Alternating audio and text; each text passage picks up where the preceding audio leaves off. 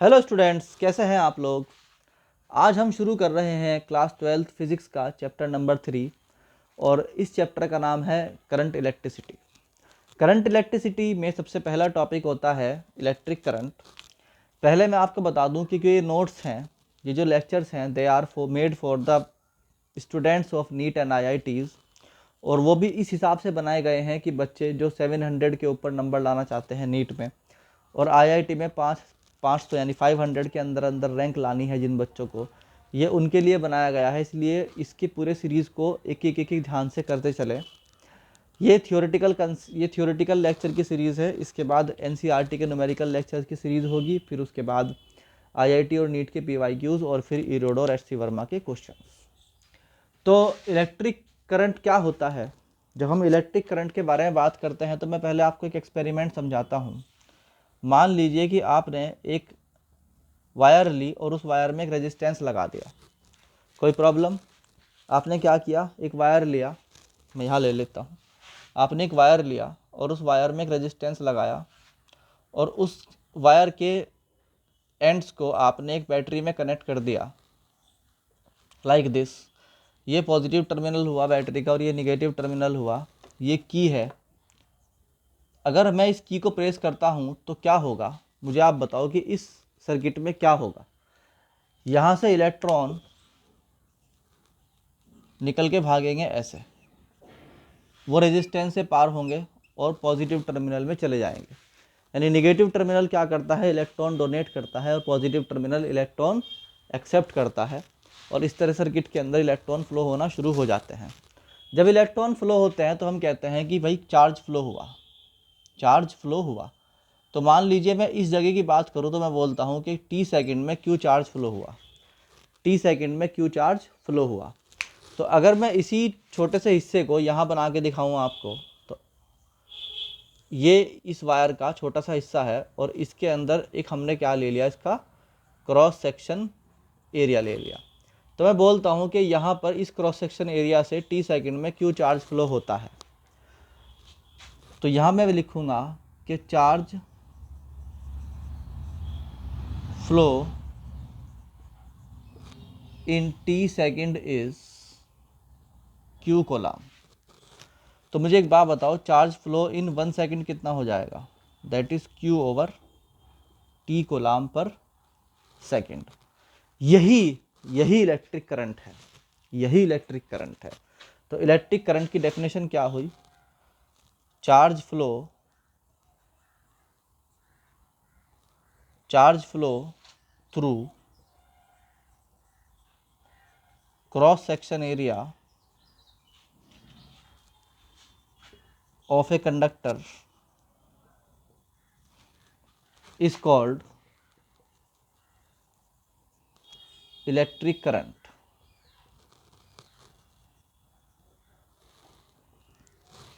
यहाँ तक बात समझ में आई कि नहीं आई।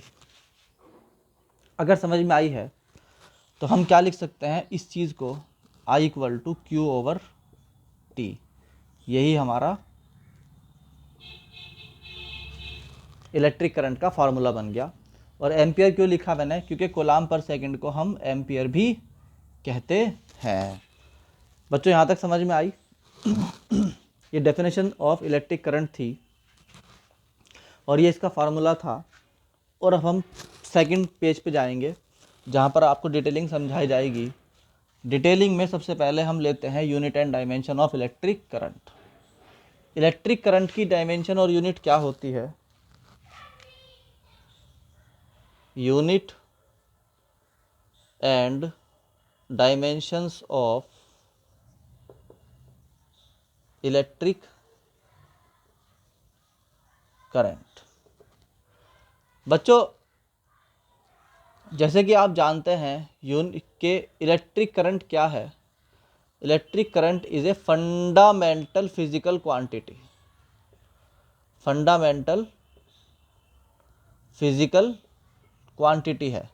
ये बहुत ही इम्पोर्टेंट बात है समझने के लिए, बहुत ही इम्पोर्टेंट बात है कि याद रखिए जो 7 फंडामेंटल क्वांटिटीज़ हैं, there are 7 fundamental physical quantities, उनमें से एक है इलेक्ट्रिक करंट। इसलिए क्योंकि ये फंडामेंटल फिजिकल क्वांटिटी है, इसलिए इसकी जो यूनिट है एम्पियर इज फंडामेंटल यूनिट।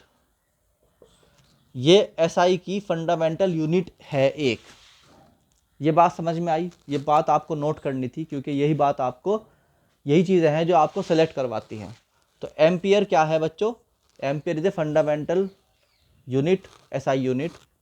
और इसकी डायमेंशन क्या होती है बच्चों? जो फंडामेंटल यूनिट्स होती हैं उनकी डायमेंशन सिंगल होती है। We can show that it is the dimension of electric current A, यानी स्क्वायर ब्रैकेट में मैंने ए लिखा। किसी बुक ने इसको कहीं कहीं आई भी लिखा है, तो कोई फ़र्क नहीं पड़ता, आई हो या ए हो, इलेक्ट्रिक करंट की ही डायमेंशन है। बच्चों यहाँ तक समझ में आया? ठीक।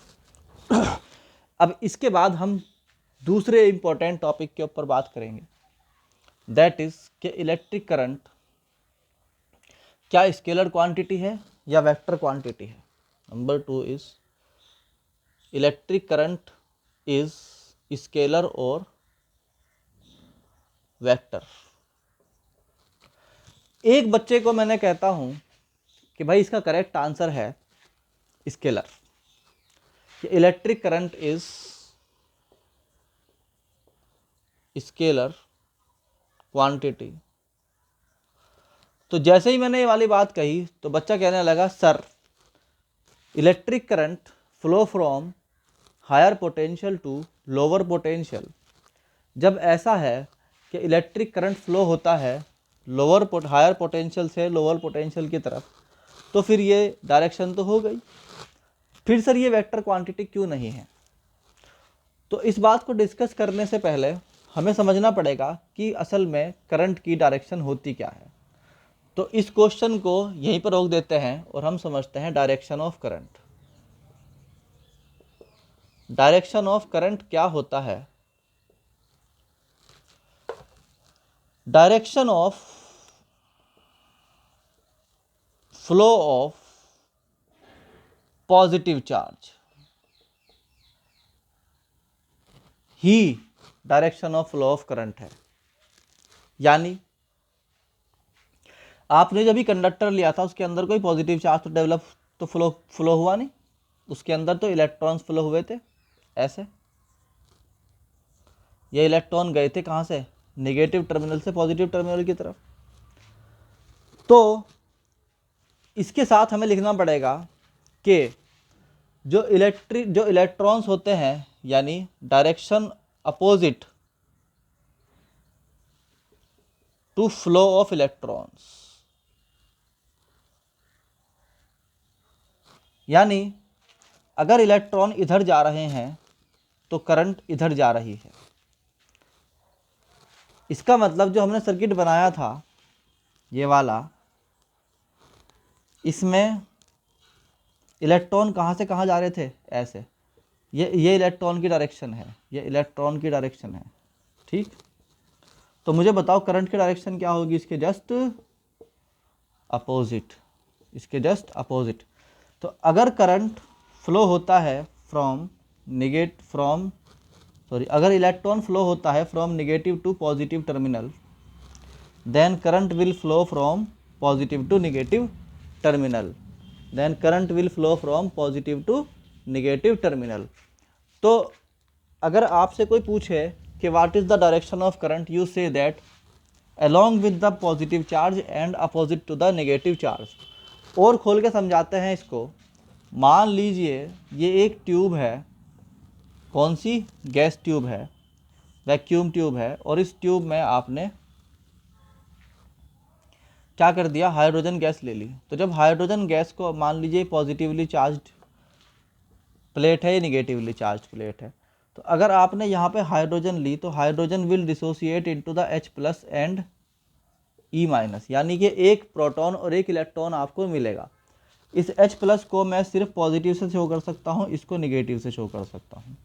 तो मुझे एक बात बताइए कि जो पॉजिटिव चार्ज है ये कहाँ से कहाँ जाएगा? That will go from this plate to this plate. तो इसकी वजह से करंट होगी I पॉजिटिव। ये जो निगेटिव चार्ज है यानी electron, that will go from negative to positive plate.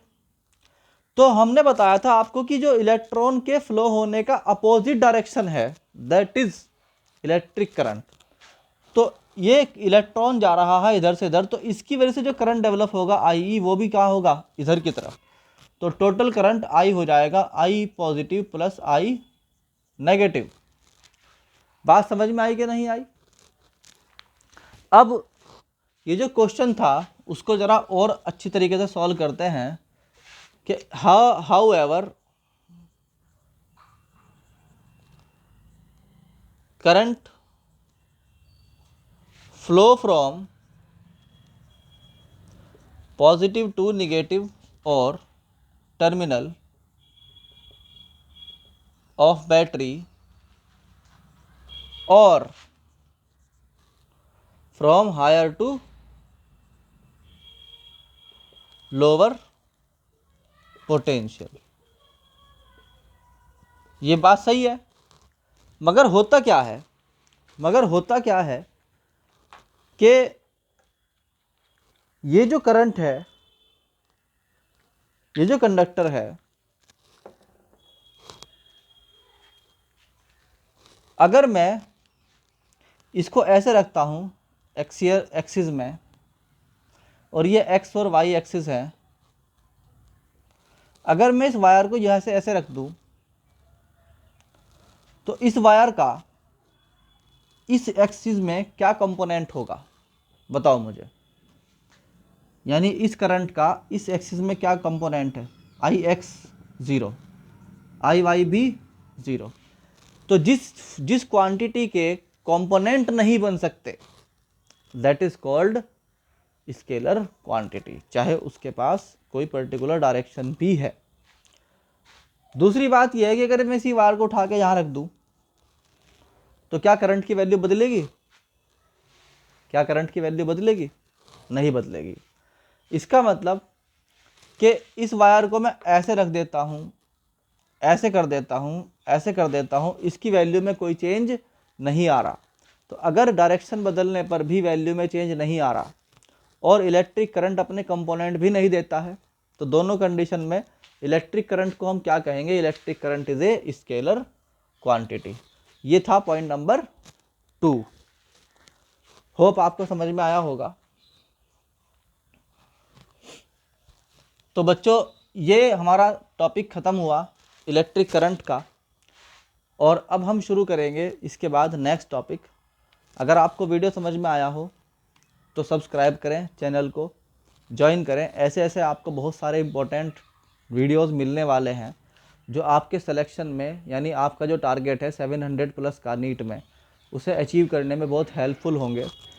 पहले वीडियो ख़त्म करने से पहले मेरी बात एक और सुन लें कि जो वीडियोस हैं मैं 4 चीज़ें सेपरेट कराता हूँ, मुझे मिक्स कराने में कोई इंटरेस्ट नहीं है।